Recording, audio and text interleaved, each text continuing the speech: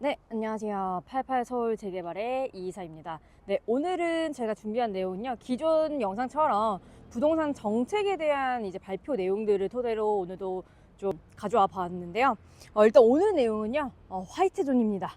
화이트존이라고 하면은 부동산 영향이 당연히 끼칠 수밖에 없는데요. 프리미엄 요소가 있다 보니까 많이들 궁금해 하실 것 같아요. 아직까지 내용에 대해서 정확하게 인지 못하셨으면 이 영상을 통해 좀 인지를 하시면 좋을 것 같습니다. 일단 화이트존이라고 하면요, 민간 자본을 통해 주거, 그리고 상업, 업무 등 다용도 융복합 개발이 가능하도록 지정한 지역이에요. 그러니까 쉽게 말씀드리면 입지 규제를 최소화한 구역이라고 좀 보시면 될 것 같거든요.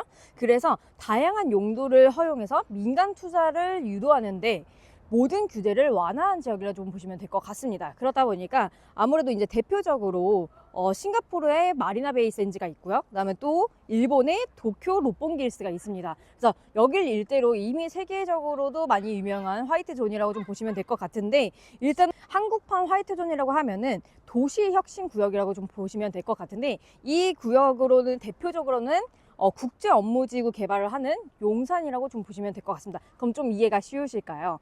그래서 최근 국토교통부가 건축 규제를 이제 완화를 허용해주는 도시혁신구역을 포함한 3종 공간혁신구역 선도사업 후보지를 16곳을 선정해 발표를 했어요. 그래서 이걸 언제 발표했냐면, 요번 이제 7월 1일 날 보도자료에 따르면 이제 선정된 곳들이 있습니다. 그래서 이 내용들을 이제 말씀을 드릴 건데, 3종 공간혁신구역으로는 도시혁신구역, 그 다음에 복합용도구역, 그리고 도시군 계획시설 입체 복합구역으로 나뉘게 된다고 좀 보시면 될 것 같습니다. 그래서 말씀드리자면은 이번 7월 1일에 보도자료에 따르면 선정된 공간혁신구역 선도사업 후보지는 딱 6곳으로 먼저 선정을 했어요. 이 6곳을 좀 그래서 이제 다뤄볼 텐데요. 일단 첫 번째로는 서울시 양재역이 있고요. 그다음 두 번째로는 서울시 김포공항역이 있고, 세 번째로는 서울시 청량역이 있습니다. 그리고 네 번째로는 양주시 덕정역이 있고요. 그 다음에 다섯 번째로는 광명시 KTX역,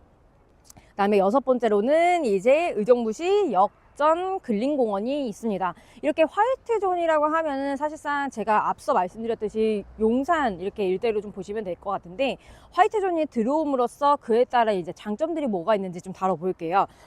일단 첫 번째로는 규제 완화를 해주는 건데요. 그래서 도시계획 규제를 최소화해서 민간과 공공이 자유롭게 하여 창의적이고 혁신적인 개발을 촉진하겠다라는 내용이 있어요. 네, 그래서 두 번째로는 고밀도 개발인데요. 이거 많이 중요하죠. 그러니까 앞서 말씀드렸던 1번의 규제 완화도 중요하겠지만, 이 고밀도 개발이 어떻게 보면 화이트존의 좀 포인트라고 좀 보시면 될 것 같습니다. 그래서 용적률과 건폐율의 규제를 완화하여 고밀도로 도심 내 유휴 부지를 효율적으로 활용하겠다라는 내용이에요. 네, 그리고 세 번째로는 도심 활성화라고 해서 업무, 주거, 상업, 문화 등의 다양한 시설을 활성화해서 성장 거점을 조성한다고 좀 생각하시면 될 것 같습니다. 그래서 이제 네 번째로는 유연한 도시 계획이 있는데요. 사업 주체가 필요에 따라서 변화하는 뭐 경제라든지 사회 구조에 유연하게 대응을 해주는 겁니다. 네, 그리고 다섯 번째로는 창의적 개발인데요. 창의적 개발로는 이제 민간의 창의적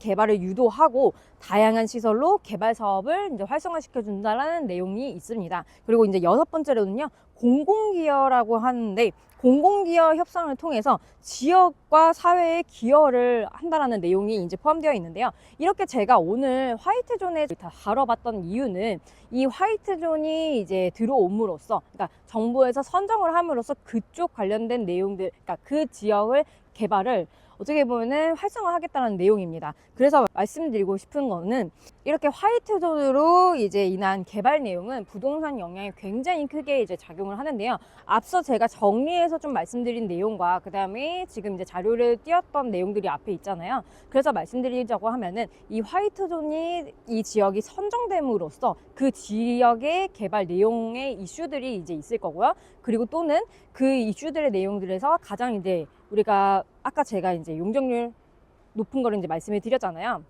용적률 완화, 뭐 규제 완화 이런 것들을 통해서 앞으로의 이제 개발 가능성, 무궁무진한 개발 가능성과 그리고 미래에 어떻게 보면은 혁신적인 건축물들이 많이 나올 것으로 좀 보입니다. 그래서 그 지역의 랜드마크 조성들이 가능한 화이트존이라고 좀 보시면 될 것 같고요. 그래서 화이트존이 지금 부동산에는 굉장히 큰 영향을 끼치고 있기 때문에 이 지역들을 중심으로 많이들 보시면 좀 좋을 것 같습니다. 오늘 내용도 이제 많이 도움이 되셨다면은 앞으로도 구독과 좋아요, 알림 설정까지 부탁드리도록 하겠고요. 오늘 제가 이 내용들을 토대로 이제 준비해 보았는데 앞으로도 이제 구독자분들이 필요하신 영상으로 이제 내용을 정리해서 이제 찍어보도록 하겠습니다. 여기까지 시청해 주셔서 감사합니다.